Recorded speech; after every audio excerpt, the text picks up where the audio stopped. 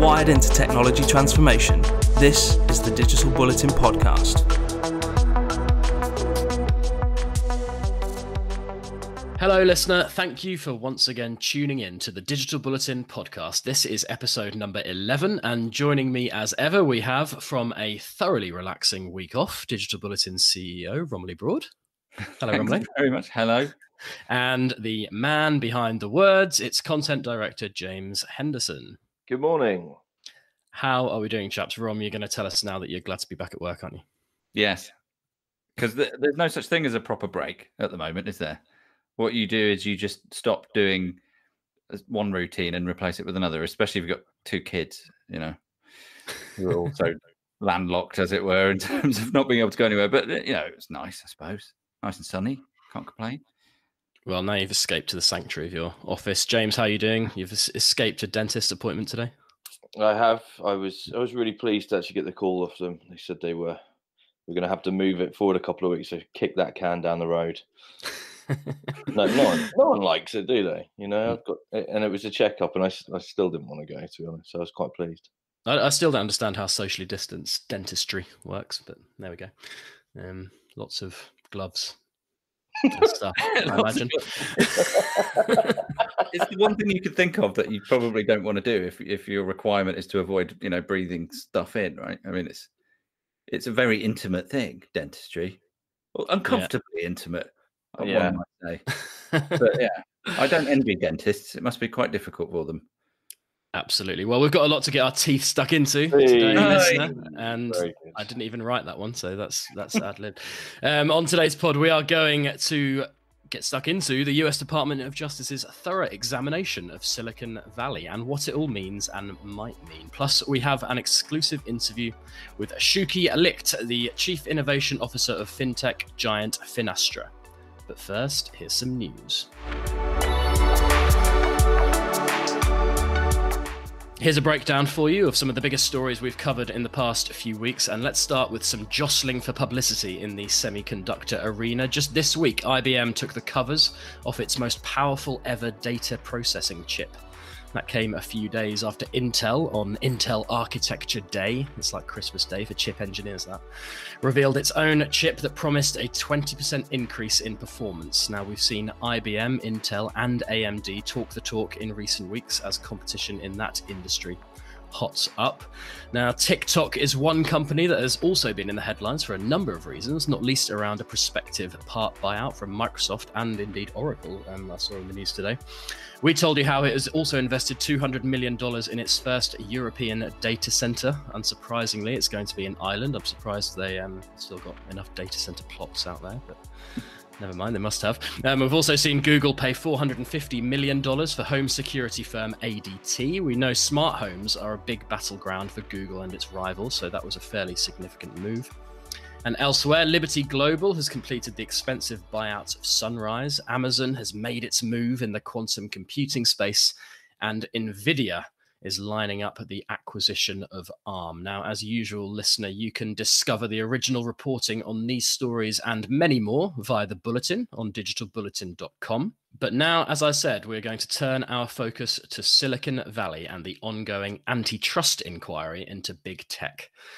As you're most likely aware, we had some good old-fashioned political theatre at the end of July when Jeff Bezos, Tim Cook, Sundar Pichai and Mark Zuckerberg all gave evidence to Congress as part of a Department of Justice investigation into alleged monopolistic practices.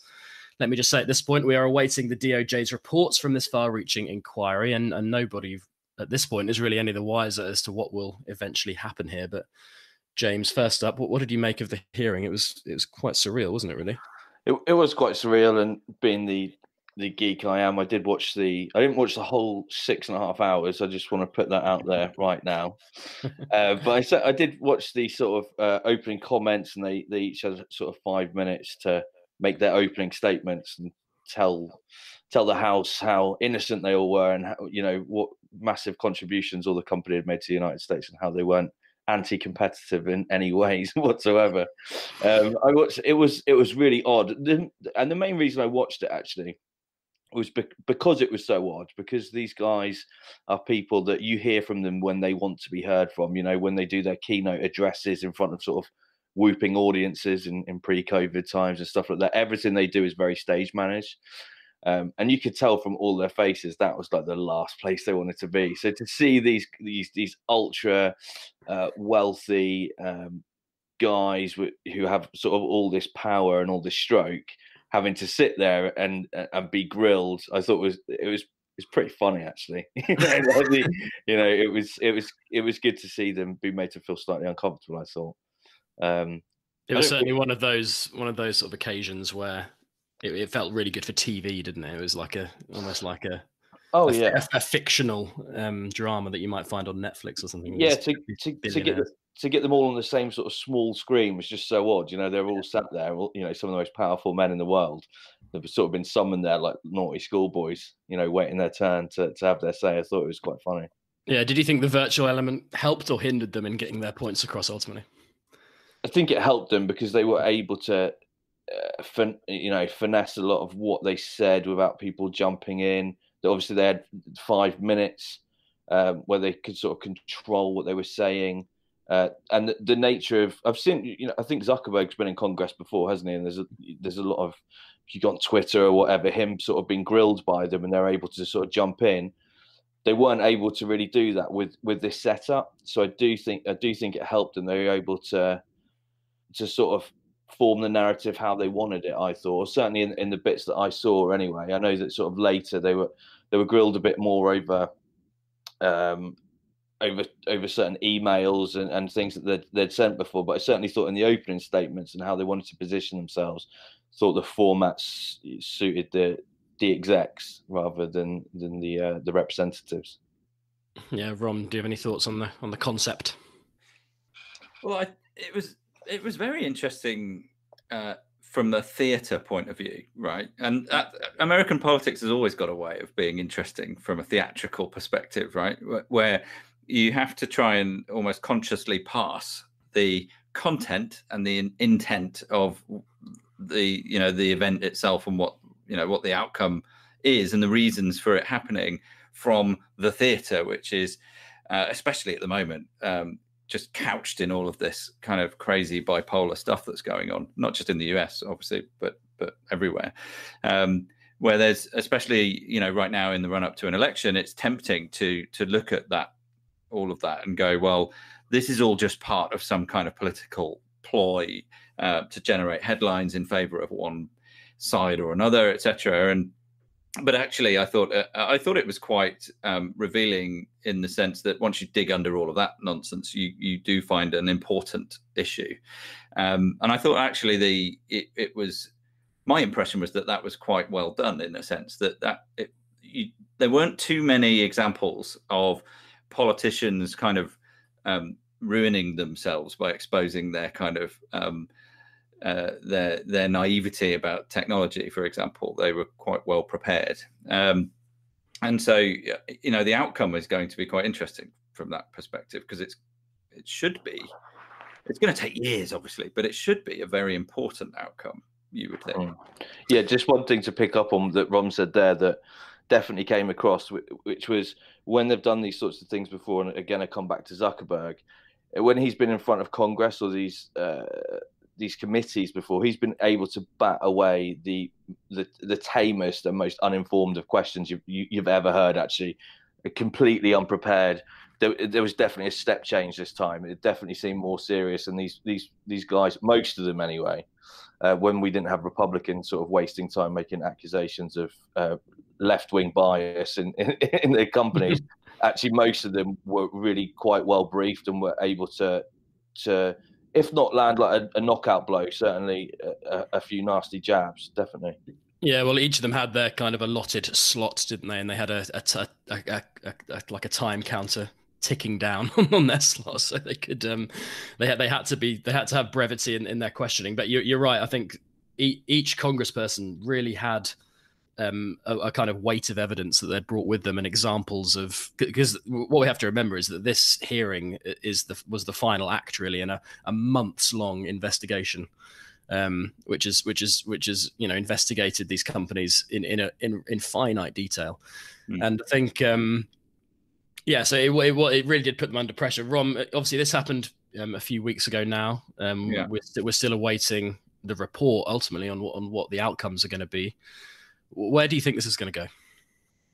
Oh, God, like who knows, right? I mean, we've already touched on a few of the different aspects of all of this. So you've got the stuff that James was talking about in terms of particularly from a social media point of view, and particularly when it's Facebook, for example, where they're being accused of bias in terms of the content that they host and how they treat it. That's just one aspect of all of this. It's an antitrust investigation in the end, which is fundamentally, antitrust rules exist to prevent companies becoming monopolies and aggregating for themselves way too much power. It's a democratic thing. The principle is, look, if you don't have these rules in place, then it works against democracy because you essentially create kings and they're unaccountable and all that sort of stuff. So you need to protect the people against that sort of stuff. So when you're looking at content and political bias and all that sort of stuff, it's a talking point rather than an important matter. I'm not saying it's unimportant, but what this is really about is antitrust. And now you look at, that report might come out and say any number of things, but it will happen in alignment, you would think, with, for example, what's going on in Europe, where just I think it was February, March, the EU announced its own proposals around how it's going to regulate the same companies fundamentally to ensure fairness and protect people's data and all the rest of it. There's a slew of different things, but when you get right down to the bottom of it, it's a question of saying, well, are these companies acting in an anti-competitive way? And certainly the politicians involved had their evidence. They said, look, you're snapping up all of these startups and preventing them from competing with you. You're doing this, that, and the other. You own all of the infrastructure. How can anyone possibly compete on this? Amazon, you're treating the sellers on your platform poorly, and there's plenty of evidence for all of that sort of stuff. But in the end, what these companies have done is create ecosystems. They are the market in a lot of respects. So how do you actually regulate that? Also, who is going to compete with them? The amount of investment and time that's gone into building those marketplaces should be rewarded, right? They've built that. What do? Just take it off them? You can't just do that. So it's an incredibly thorny and difficult problem. And for that reason, I've got no idea what the report's going to say. But when you look at that, and when you look at what's going on in Europe is a regulatory kind of trailblazer, really, if you think about it. They tend to often set the agenda when it comes to this. If you look at things like data privacy, GDPR, etc., in maybe 1 or 2 years' time, we'll start to see how this shapes out. But frankly, who knows? Well, that's it, isn't it?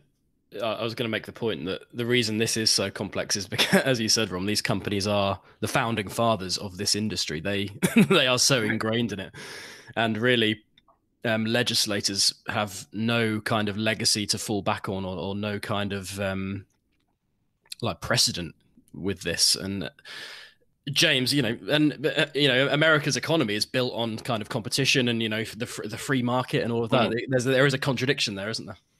Yeah, and I think a few of them made that point. I think Mark Zuckerberg made that point as well. He was like, look at the wealth generation we've created for this country and the jobs and the boost to many areas where Facebook is located.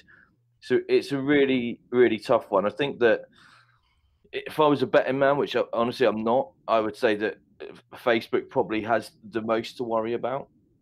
Mark Zuckerberg, he did get a bit of a hammering, and he was caught out a little bit in terms of their acquisition of Instagram, where there are emails which quite clearly show that they considered it to be at least an upcoming threat, and that's why they bought it. It was as simple as that. It was to sort of neutralize an up and coming threat.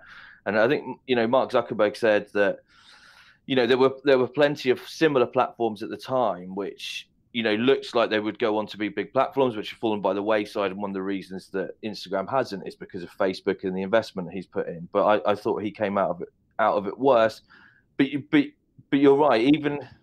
what appetite will there be from legislators and the US government to properly go after these companies which create so much wealth for the country and create so many jobs, and have sort of made it one of the, if not the sort of epicenter for sort of global technology development? What is there gonna be the appetite, especially when you have Chinese companies like ZTE and Huawei ready to come in and maybe snap up some of that ground if it's lost? And also, if you want to break up these companies, who are you going to break them up to? Who's going to come in and pay fair prices for these? So they've got. I understand why they've done it, and I think from purely, obviously, these are not the opinions of Bulletin Media, but from my point of view, clearly they have broken some anti-competition laws, and I think the anti-competition laws are sound. I just don't think that they've been implemented properly. I think they've been, allowed to be trampled over a little bit, but.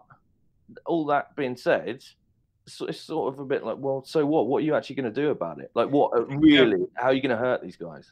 Well, I think one of the important things is ultimately the court of public opinion is, well, do we, the public, loathe and detest these companies for controlling all this sort of stuff? Well, no, we don't. No, we all use their products because they're good, and we're happy that, generally speaking, we're happy that they created all of this and we benefit from these ecosystems. I think in the end, it's probably going to come down to the question of what is an appropriate behavior for a gatekeeper to have. So now they've built these ecosystems. What is the fairest way for them to behave in terms of being the gatekeeper to access those things? And so that in the end might actually come down to the court cases that are currently underway. I mean, one thing that's just kicking off as we're talking is the Apple versus Epic Games thing with Fortnite that you may or may not have read about. But Fortnite, obviously one of the biggest and most popular video games in the world, is very popular on Apple devices, of course. And Epic decided, well, no, we don't want to give 30% of every payment that's made to us through an Apple platform straight to Apple, just because they own the marketplace. Changed the game so that people could pay directly, and Apple promptly kicked Fortnite off the platform, and have gone a step further and said, well, we're also going to remove your developer tools from our platform, which is a much bigger deal because Epic has something called the Unreal Engine, and Unreal Engine is used by millions of developers to make games. I mean, it's one of the bedrock pieces of software for the video games industry and increasingly the film industry, right? So suddenly you're taking out this, and actually Epic's maybe got some questions to answer as well about how it leverages its own ecosystem, i.e. Unreal Engine. But anyway, this is going to court now because what Epic are saying is, look, you can't just exercise your power in that way, and you're not just harming us, you're harming all of our own ecosystem of developers that use our tools, et cetera, et cetera. This is clearly, in Epic's view, this is clearly anti-competitive behavior, and you should stop. Ultimately, it might be court cases like that answer some of these questions rather than directly via Congress or whatever. It is really murky, and it's you're right. It's not going to be one inquiry that ultimately solves it all. It's going to be years and years of inquiries and court cases and out of court settlements and all those kind of things as well.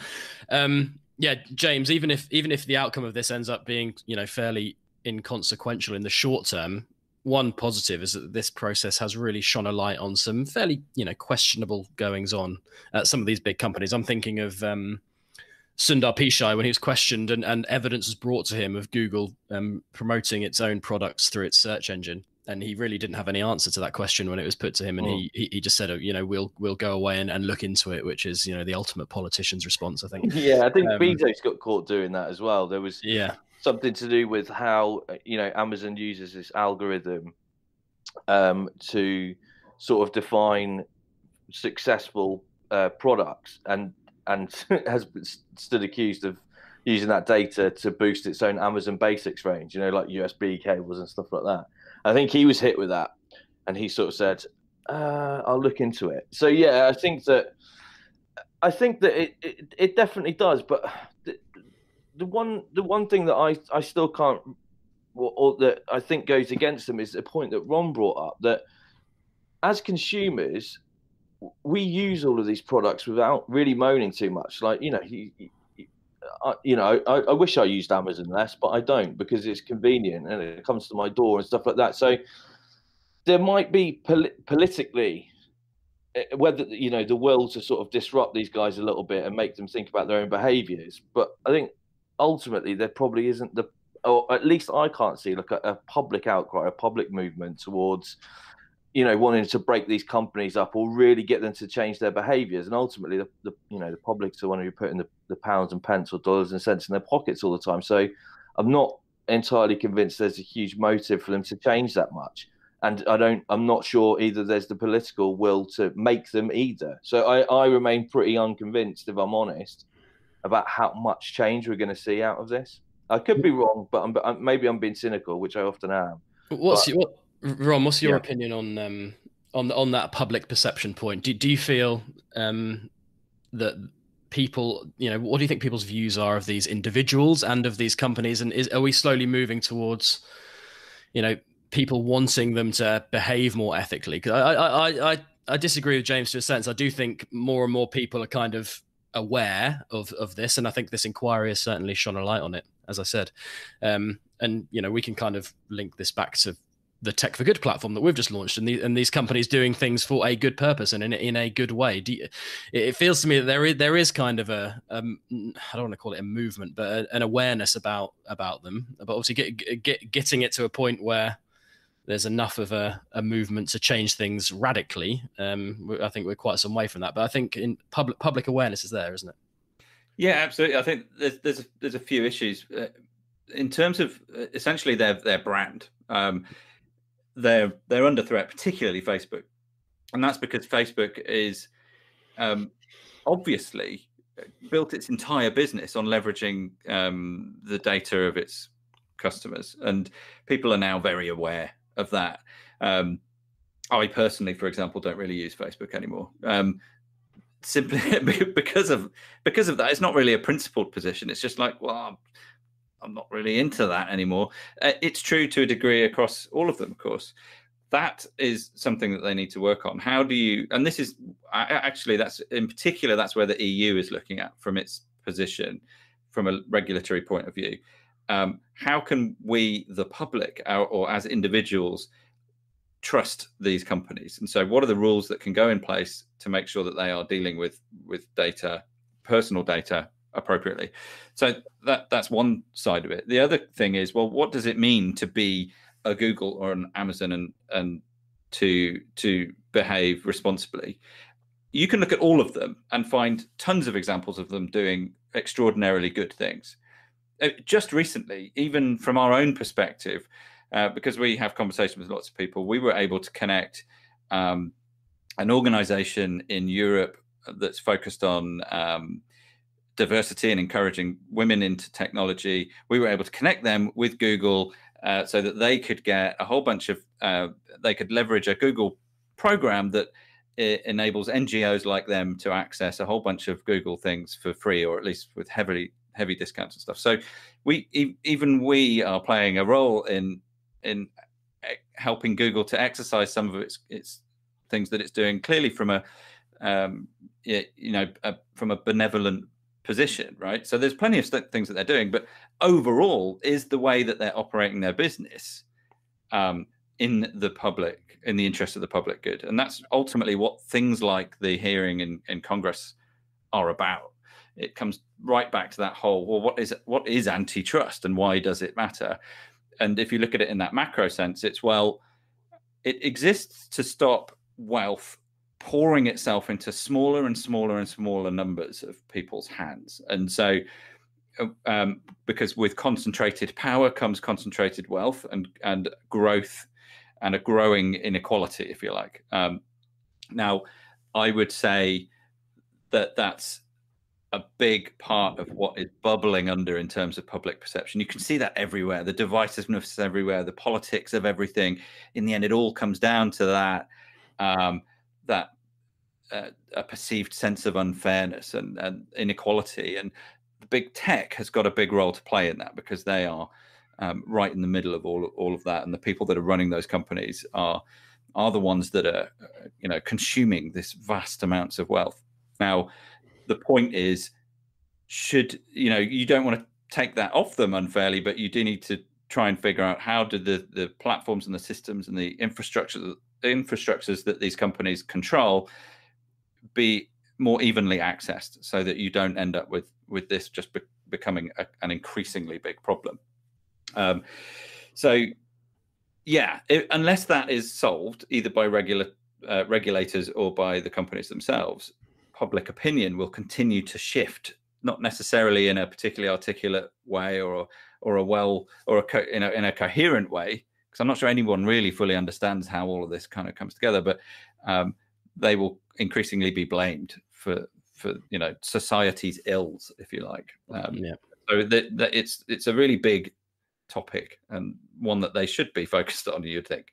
Yeah, it was interesting to me that Satya Nadella, Microsoft CEO, wasn't involved in this process. I bet he was sitting at home licking his lips at the prospect. I did wonder. Yeah. Why was Twitter not included as well? That for me seemed ridiculous. Yeah, I mean, I don't know the reasons why those two companies, and maybe a few more who probably deserve to be put under a bit of scrutiny, weren't ultimately. James, I'm going to put it to you. Like, we talk about these companies, and obviously we know they've been around for a while. Let's sort of throw it forward 5 years and have a crazy prediction about, will we still be talking about the same individuals and the same companies in 5 years? Do you think we know Facebook, for example, is under a kind of existential crisis, really? Yeah, Facebook is getting old, really, when you consider but I'm serious. If you look at like the top 10 like technology companies 10 years ago, 15 years ago, compared to now, there's you've got some of the old guard led by Facebook. I think they've built up such a degree of wealth and influence that we probably will. I might be being naive. I think Facebook will be a different company. I think it's sort of the original social media, right? But I think that the way it's gone, and I do think that the scrutiny that will come out of this, I think if any of them are going to end up going to like a proper trial, I do think it'll be Facebook over this, but because I do think there's quite clear evidence of like anti-competition anti-competition practices. Practices. Thanks for that. I think that probably came out the clear. So I do think there will be changes to that. I think that clearly, whether or not Donald Trump gets in will determine whether or not Amazon, and certainly Jeff Bezos, is exactly the same company, because obviously that is a long-running beef. And I do think that if Trump happens to get in, I do think Amazon will change slightly, and I do think that it has questions to answer over its algorithm and how it treats third-party sellers on its website. I definitely think that. I think Apple, Google, and Microsoft, I'm not sure. I don't think there's going to be a huge amount of change with those three. That's clearly, obviously, just some would argue a pretty uninformed prediction. That's sort of my feelings on it. One thing that doesn't really come up very often, but we cover a lot, is cloud and infrastructure, and how a handful of those companies, their revenues are certainly growing at an incredible rate in that area. And I think, if anything allows them to sort of wield power, it's owning the computing infrastructures of pretty much every company on the planet. Thinking AWS and Azure in particular. And how do you break that up? Is there a will to break those up as well? We just looking at the consumer arms. Most people on the street probably think of Amazon as being Amazon. The marketplace where you buy cheap stuff from. Probably don't consider AWS, which is running like half of the world's industry on its cloud. So. There's more to it than meets the eye, as always. Yeah. Be interesting to see what the first major fall from grace, though, and which one of those men who were put under the scrutiny a few weeks ago, which one will be the first to fall, whether it's within a year or 5 years or never. Who knows? Well, listener, it's time to move on, but keep your eyes peeled for the report, of course, and whether things might change for good in Silicon Valley. I'm sure we'll be covering it fully on Digital Bulletin and Tech for Good. As for this podcast, we'll be back after this. Find us as Digital Bulletin on LinkedIn, Facebook and Instagram, and at Digi_Bulletin on Twitter. For our interview section this month, I had the pleasure of speaking with Shuki Licht, Chief Innovation Officer for Finastra. Now, Finastra is the self-titled third biggest fintech company in the world and delivers a host of clever products and services to banking clients globally. In our interview, Shuki and I discussed the struggles of some challenger banks during the coronavirus pandemic, a couple of exciting projects ongoing at Finastra, and the future of open finance. But my first question was to ask Shuki what impact he believes COVID-19 has had on the fintech landscape at large. So first of all, the COVID has created a worldwide humanitarian and economic crisis. It's a big crisis. The impact of the crisis is impact everyone. If you're a small business or you're a corporate business, and of course fintechs can't ignore this situation. On the other side, if you are looking for opportunities to fintechs, and we see fintechs that are succeed very well to grow in this crisis, is a fintechs that are focusing mostly on the digital channels. Everything is moving to be digital. Everything is digital, and fintechs that succeed to accelerate, depends on digital banking, have a high chance to survive and succeed. Some example of fintechs that we are working these days is the things around, how you engage with the customers, like video telling and video communication, live chat, using chatbot, etc. Things around cashless, cardless, how you accelerate account opening, and everything around customer onboarding. So I think a fintechs that will go more and more and focus on this area of digital have a high chance to survive and grow in these days. We've seen, certainly over here in Europe, a couple of examples of challenger banks, digital-only banks coming under threat because of the pandemic. Why do you think that is, and do you think that's signs of kind of a longer trend, or what are your thoughts on that? So it's a good question. At Finastra, we never think of the financial institute as a different, or try to distinguish between each one of them.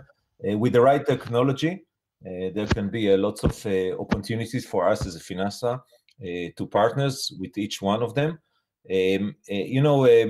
Challengers Bank have the advantage compared to the traditional bank or traditional financial services, especially as I mentioned around digital channels.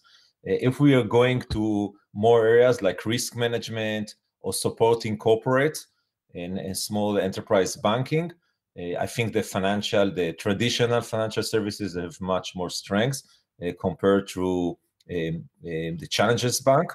And these days, we start to see the balance between them. We see that banks that are more focusing on the digital channels have the advantage for the consumers, how to support them in 24/7, compared with the traditional financial services that are helping with the needs for corporate banking and SME.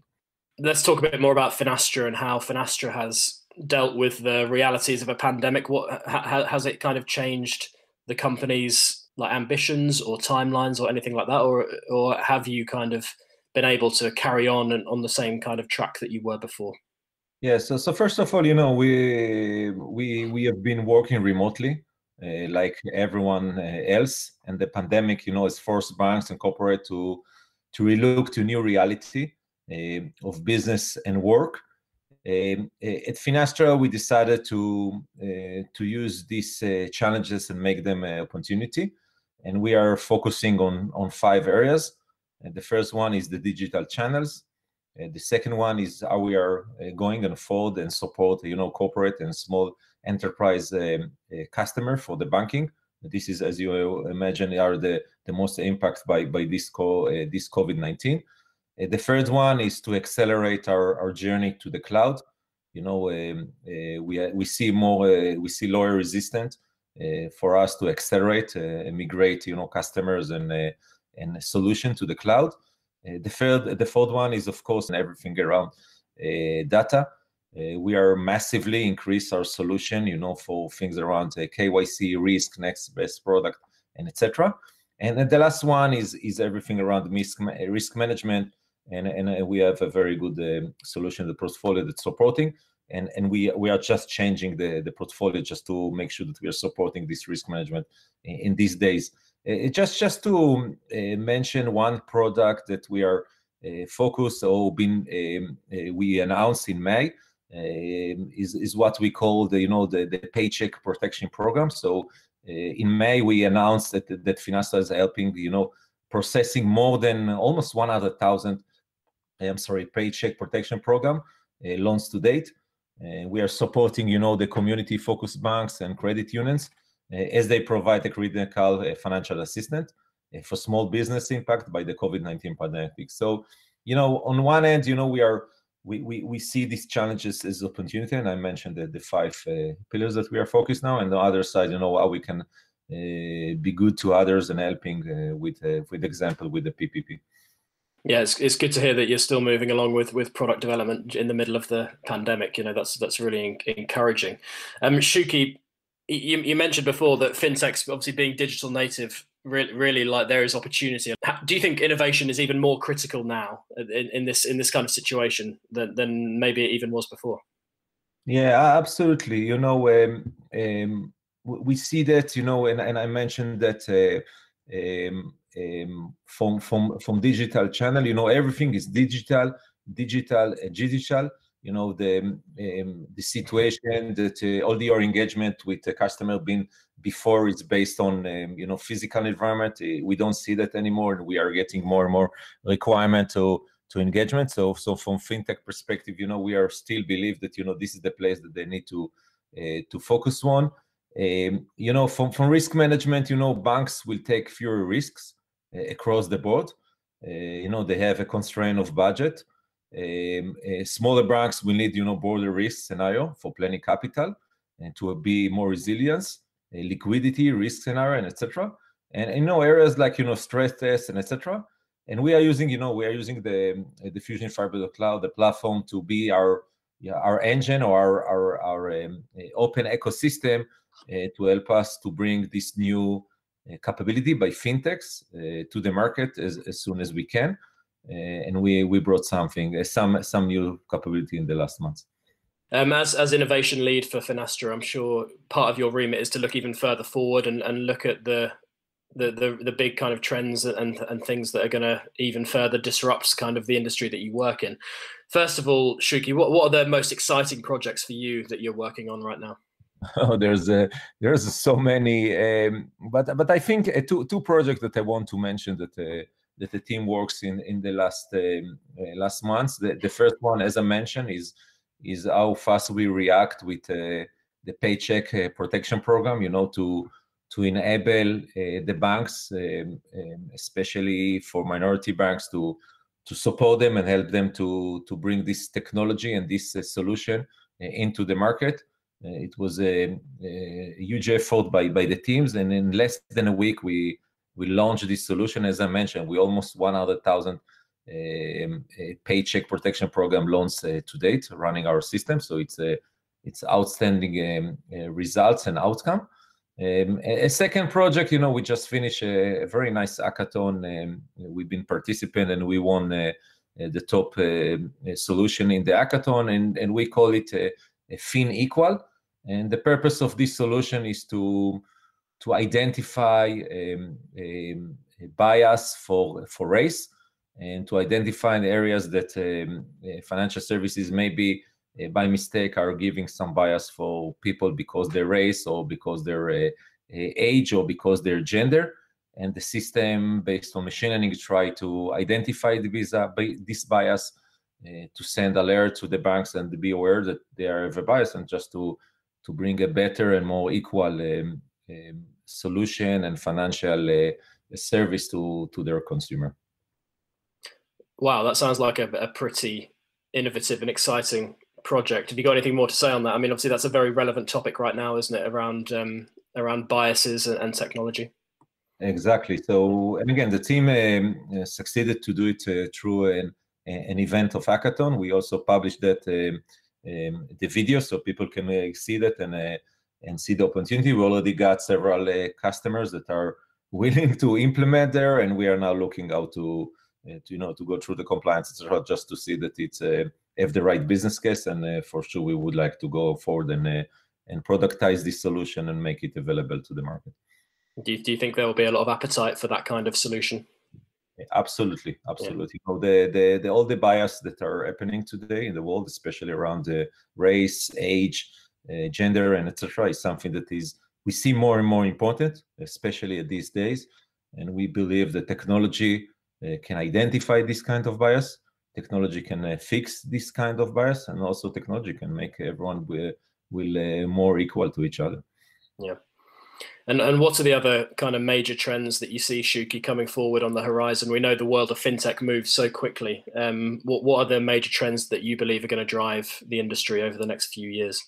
Yeah, so we start, at Finastra, we start our journey, and we start to put the foundation for the future of, what we believe that the future of finance is open, driving by open API and the platformification, and the platform of the banking. Open banking, and especially me as a chief innovation officer, I found that the platform and open banking, is encouraged and is the skeleton, the right foundation for building the right collaboration between financial institutes, customers, partners, fintechs, and to enable the industry to move much faster. There's a limitation of how much Finastra can supply a new solution and to bring the high demand of customer for new solution. And by using the platform, our Fusion Fabric of the Clouds, and by open that, we really succeed to bring a new solution, new values to our customer, with a very fast time to market, and this gives us the opportunity to accelerate our innovation journey and to bring a much faster value to our customers. Okay, now that's a really interesting point. Obviously, in the technology kind of arena, we've seen open source become something that many technology companies are embracing. And do you see the kind of the banking and financial industry going the same way with open banking? We know it's a concept that's been around for a few years now, and many of the large banks have embraced it. But how quickly do you see that trend developing? Yeah, it's a good question about the open source.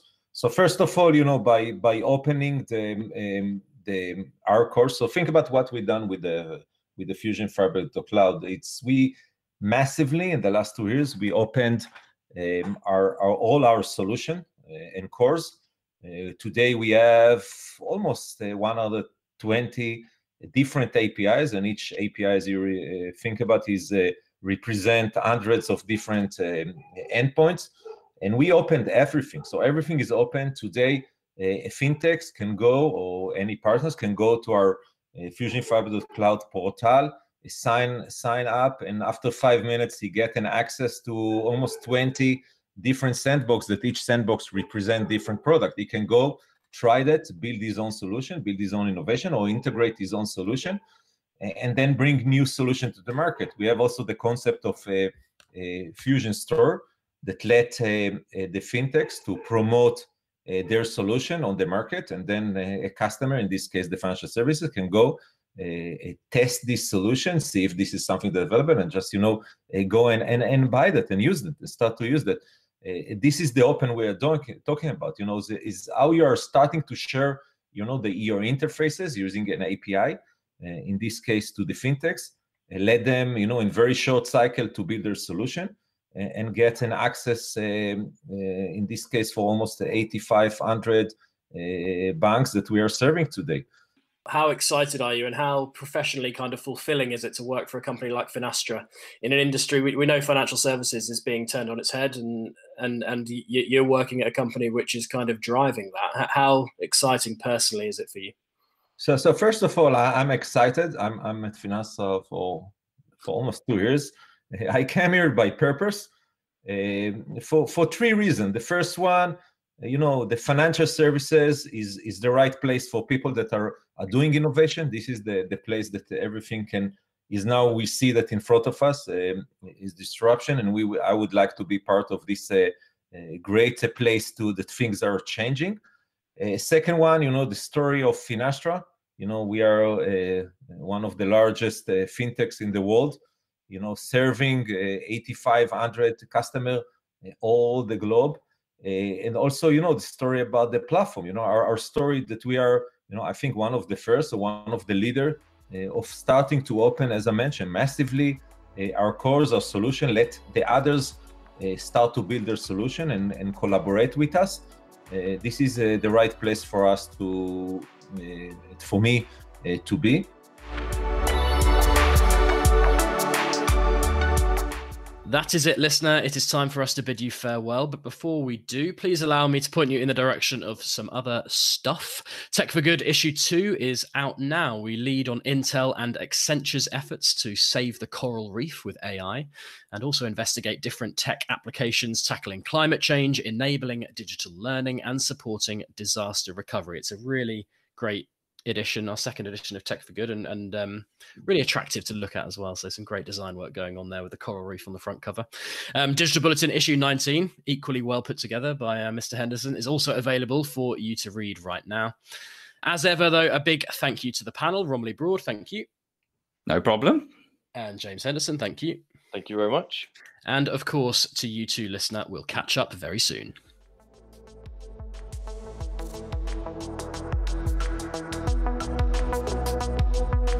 That was the Digital Bulletin podcast, brought to you by Bulletin Media.